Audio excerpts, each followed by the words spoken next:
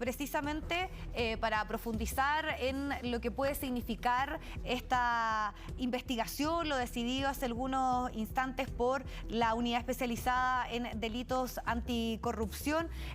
Tenemos al ex fiscal Gajardo precisamente en el contacto a esta hora. ¿Qué tal? ¿Cómo está? Gracias por la comunicación. Le quería preguntar, al momento de que se decide efectivamente abrir una investigación, esto fue anunciado hace pocos instantes y se dice que sí hay antecedentes nuevos y que no se había contemplado en lo que había investigado Manuel Guerra en el año 2017, este contrato en Islas Vírgenes que estaba en inglés además. ¿Cuánto puede significar o qué punto trascendente marca en lo que está por venir este hecho puntual? Yo creo que la decisión que ha tomado la Fiscalía Nacional, con la asesoría, por cierto, de la Unidad Anticorrupción, es una decisión correcta. Es decir, hay un antecedente, hay un hecho que puede revestir carácter de delito que tiene que ver con este contrato suscrito por la familia del presidente con la familia del señor Dégano, donde se establece una condición a pagar una suma de dinero extra por una condición que depende de la máxima autoridad, en parte al menos, del presidente de la República. Eso técnicamente puede ser constitutivo de un delito de cohecho y por lo tanto debe ser investigado. La alegación que se ha hecho de que este antecedente ya estaba en la carpeta es parcialmente correcta. El punto no es ese, no es eso lo importante. El punto es si ese antecedente fue exhaustivamente investigado. Es evidente que eso no fue así. Y lo siguiente importante es si dentro del sobreseimiento definitivo que se dictó por el Tribunal de Garantía, el juez Guillermo Rodríguez, el día 3 de agosto del año 2017, se incluyó esta arista en ese sobreseimiento. Y eso es bastante evidente. Ese audio es público, que no fue incluido en el sobreseimiento y por lo tanto no hay tal cosa juzgada respecto a este hecho. Claro, porque esa investigación está en el contexto de Exalmar y más bien estaría en la intencionalidad que hubo al momento de bajar Barrancones como proyecto. Pero, ¿cómo se constituiría en este caso el cohecho? Porque estamos hablando de un funcionario público y ¿estaría el pago asociado precisamente a esa compra y venta de Dominga en este caso? Es bien interesante, Viviana, entender cómo funcionaba, hoy día es un poco distinto, pero cómo funcionaba en esa época el cohecho. Básicamente se sanciona al funcionario público, en este caso la República, que pide, solicita o recibe un beneficio económico, los 9,9 millones de dólares, para sí o para un tercero. Esto es importante porque no es necesario que sea para él mismo, ni siquiera para un familiar, puede ser para cualquier otra persona. En este caso, la imputación sería que es para su familia, ese sería el tercero, por haber realizado un acto que esté dentro de las atribuciones de su cargo, es decir, en lo específico, por haber impedido que se cambiara el destino del territorio donde estaba emplazada la mina. Ese es el hecho fáctico que debe ser investigado.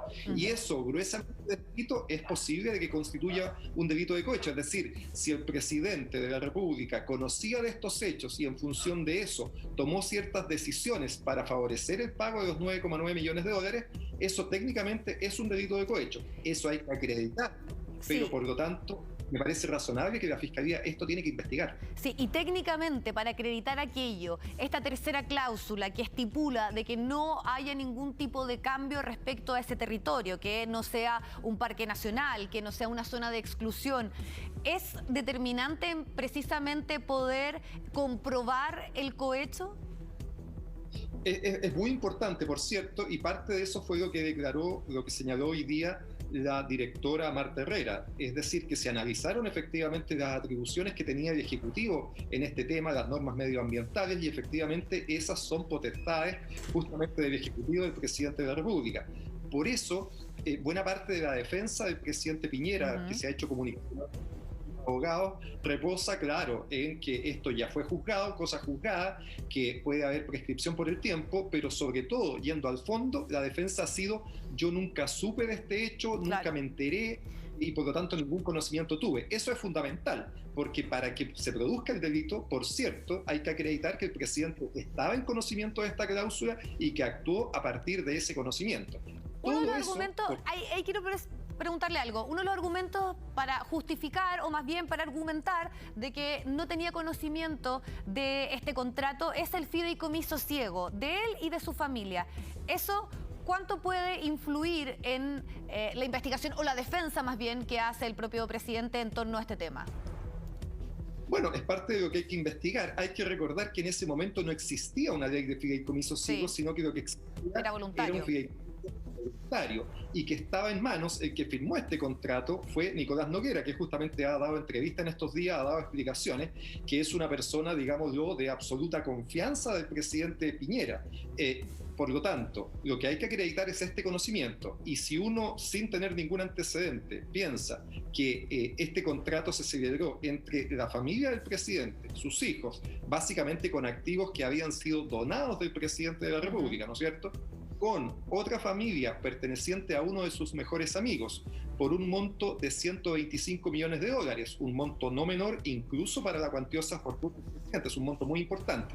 Creer, sostener, prima facie, inmediatamente, que eso no fue conocido por el presidente solo porque él lo dice, a mí me parece que es una conclusión que no es posible seguir a partir de esa carencia de antecedentes. Es parte de lo que tiene que suceder.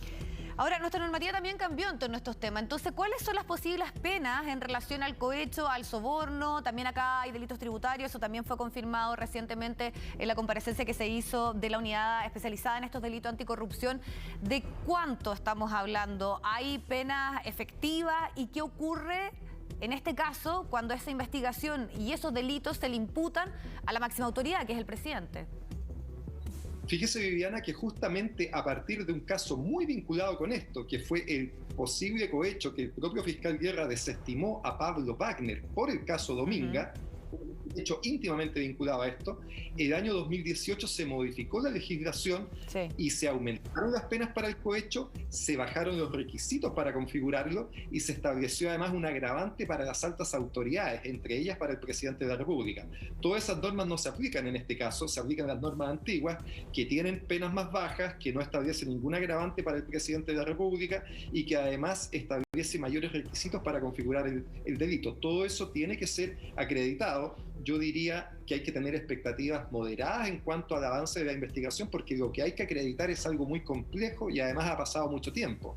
Pero lo que es evidente es que este tema tiene que ser investigado. No puede simplemente, por tratarse de una alta autoridad, desatender la obligación constitucional que tiene el Ministerio Público de agotar este tipo de investigación. Dada, obviamente, el caso y lo que genera desde el punto de vista de la atención y hablar de la máxima autoridad de un país, en el caso de los parlamentarios hay un fuero, ¿no?, que deben ser desaforados para poder cursar o que se avance en una investigación.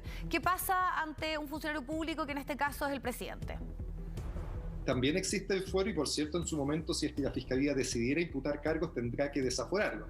Tiendo a pensar en todo caso que una investigación de este tipo, si se hace con exhaustividad, si se hace con completitud, lo que no se realizó el año 2017, de ninguna manera va a estar con un avance suficiente, importante para llegar a ese estadio antes de marzo del año 2022. No creo que pueda ser una investigación que alcance tal envergadura antes que termine el periodo del presidente Piñera. En el fondo, probablemente esto no se pueda zanjar, o más bien no se puede terminar una pena antes de que él deje el cargo.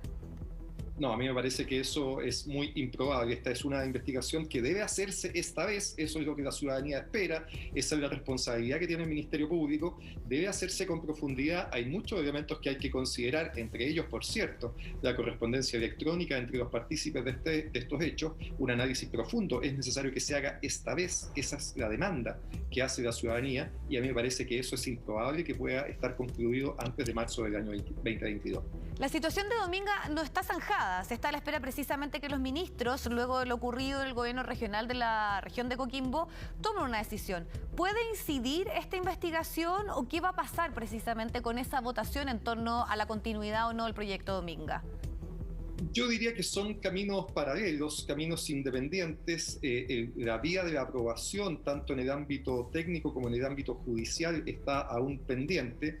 Pareciera que todos estos antecedentes que se han ido conociendo harían aconsejable, a mi parecer, que esta situación fuera zanjada en el próximo gobierno. No me parece que con todos los antecedentes que se han conocido respecto a la vinculación que inevitablemente tiene el actual presidente de la República con estos hechos, es decir, fue el anterior propietario, justamente mayoritario de la minera Dominga, me parece que lo sensato es que este tipo de decisiones se tomen una vez que el presidente Piñera ya no se encuentre al mando del país. Quiero retomar algo de lo que usted estaba hablando, que tiene que ver con los delitos y las penas asociadas al cohecho, al soborno, a los delitos tributarios, todo el cambio que implicó esto en nuestro país. También un poco podríamos decir en un contexto, un estallido social donde muchas de estas situaciones denominadas delitos de cuello y corbata no tenían sanciones lo suficientemente altas. En este caso se juzgaría antes de todos esos cambios y podríamos decir toda esta reflexión como país que tuvimos en torno a este tema, porque precisamente antecedían a la fecha en que se establecieron estas modificaciones en cuanto a las penas. Absolutamente. Las penas en el periodo previo al año 2018 son mucho menores. La directora Marta Herrera algo esbozó que las penas máximas probablemente podrían rondar los 5 años. Yo tiendo a pensar que incluso podrían ser inferiores a esa. Es la legislación antigua la que se aplica, la que fue cambiada antes del estallido social, en el año 2018, como consecuencia justamente de la insuficiencia que a partir del caso Penta, vinculado en un posible soborno al funcionario público Pablo Wagner con la minera Dominga, se estimó que eran insuficientes. Tiendo a pensar que las penas por el delito de soborno para el particular y cohecho para el funcionario público, en un caso de este tipo, de ninguna manera podrían ser superiores a 5 años. Y la posibilidad de que exista delito tributario, recordemos, pende de que el Servicio de Impuestos Internos tome la decisión de presentar denuncia o querella. Sin esa denuncia o querella, la Fiscalía no está habilitada para perseguir delitos de carácter tributario. Y esas penas que usted dice que podrían ser inferiores a 5 años, en la práctica, ¿qué implican? En la práctica, siendo personas que no tienen antecedentes previos, no debieran ser penas de carácter efectivo y por lo tanto debieran ser penas cumplidas en libertad. Hay una situación interesante a este respecto de lo que puede ocurrir justamente con uno de los imputados, con Carlos Dégano, que tiene una condena previa y que por lo tanto las reglas de la prescripción a su respecto son distintas cuando una persona ha cometido un delito en el tiempo intermedio, lo que en este caso es un hecho acreditado con una sentencia judicial. El plazo de prescripción se interrumpe, por lo tanto el cómputo del plazo de la prescripción va a ser distinto para el señor Dégano que para el presidente Piñera. Y esa situación tiene que ser considerada al momento de tomar una determinación respecto a estos hechos. Sí, ahí profundicemos en el tema de la prescripción en torno a cuántos habrían suscrito. Claro, ahora se da a conocer esta información, pero ocurrió hace varios años atrás y hubo también una investigación que ya sabemos que no fue y no tomó este punto como central porque tenía que ver en el contexto de otro tema. Entonces, ¿qué ocurre también con esa prescripción en torno a la posibilidad de las sanciones? Yo diría que van a ser parte de las alegaciones que seguramente va a hacer la defensa del presidente Piñera y de Carlos Dégano. Seguramente sus defensas van a estar en primer término dirigidas a establecer que aquí hay cosas juzgadas. Yo diría que eso es lo primero que se va a intentar discutir. Es decir, que este tema fue zanjado por el cuarto juzgado de garantía en la audiencia señalada de agosto del año 2017. El segundo término probablemente, si eso no prospera, se va a intentar esgrimir que hay prescripción, pero la prescripción no impide que se investiguen los hechos. Primero tenemos que investigar, saber qué fue lo que sucedió y luego en esa investigación determinar si ha operado o no la prescripción. Si todo eso fallara, probablemente la discusión se va a tener que ir al fondo y entonces determinar si aquí hubo delitos o no, si el presidente sobre todo estuvo en conocimiento de estos hechos y si a partir de ese conocimiento realizó o no conductas para favorecer el cumplimiento de esa cláusula y por lo tanto el pago para su propia familia. Perfecto, le queremos agradecer el tiempo, la posibilidad también de aterrizar muchos de los conceptos que se dieron a conocer en el día de hoy en torno a esta decisión de efectivamente abrir una investigación por delito, cohecho, delitos tributarios también, de comprobar que había un antecedente nuevo divulgado este domingo y vamos a estar pendientes, por cierto, de esta información que marca el día. Muchísimas gracias por el contacto y el tiempo. Gracias a ustedes por la invitación, Viviana, que estén muy bien.